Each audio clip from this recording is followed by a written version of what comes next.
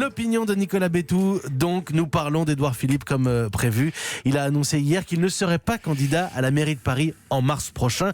Une hypothèse que vous aviez vous-même évoquée la semaine dernière. Effectivement, et cela parce que jusqu'à hier, le Premier ministre n'avait jamais réfuté en termes clairs cette idée d'une candidature à Paris.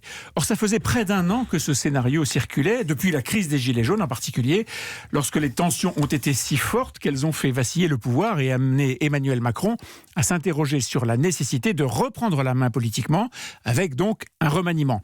Une fois les choses apaisées, la même question s'est posée après le grand débat, et puis à nouveau après les élections européennes. Si la liste En Marche avait essuyé un mauvais score, alors Emmanuel Macron aurait probablement dû marquer plus fortement son entrée dans l'acte 2 de son quinquennat. Et donc remanié en se passant d'Édouard Philippe. Exactement, lequel se serait donc retrouvé député de Seine-Maritime et possiblement candidat au Havre, ce qui est sûrement très bien, mais disons un cran en dessous politiquement.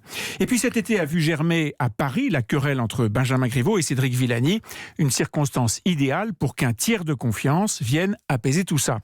Et ça tombait bien, Édouard Philippe à Paris pouvait ramasser le vote En Marche et une bonne partie du vote de droite, cette droite parisienne qui est totalement déboussolée. Et pourtant, c'est non. Qu'est-ce qui explique ce refus ? Alors d'abord, il y a déjà 2 candidats En Marche à Paris, dont un seul est officiel et l'autre dissident. Si Édouard Philippe avait laissé prospérer la rumeur plus longtemps d'un débarquement possible dans la capitale, ça aurait encore compliqué le jeu. Mais il y a une autre explication. Édouard Philippe a envie de rester à Matignon. Il veut faire aboutir le travail de réforme entrepris.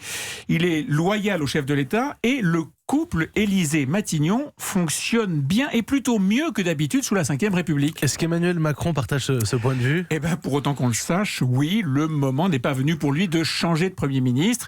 Il n'y a pas de justification politique à ça. Et puis surtout, par qui le remplacer ? Par quelqu'un venu de la droite ? C'est pas simple comme message au moment où l'Élysée multiplie les cartes postales envoyées à l'électorat de gauche.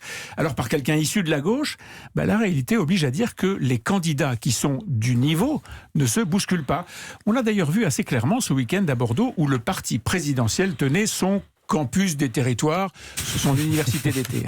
Les participants étaient beaucoup plus nombreux que dans les campus de tous les autres partis, beaucoup plus jeunes aussi. Mais en dehors des nombreux ministres et des têtes d'affiche venues d'autres partis alliés, par exemple François Bayrou bien sûr, peu de cadors et pas encore de ténors politiques. Le mouvement d'Emmanuel Macron a encore beaucoup à apprendre pour passer du stade de machine de perturbation électorale, c'était le cas en 2017, à un vrai parti capable de structurer une offre politique et des candidats par centaines, un vrai parti à l'ancienne, quoi.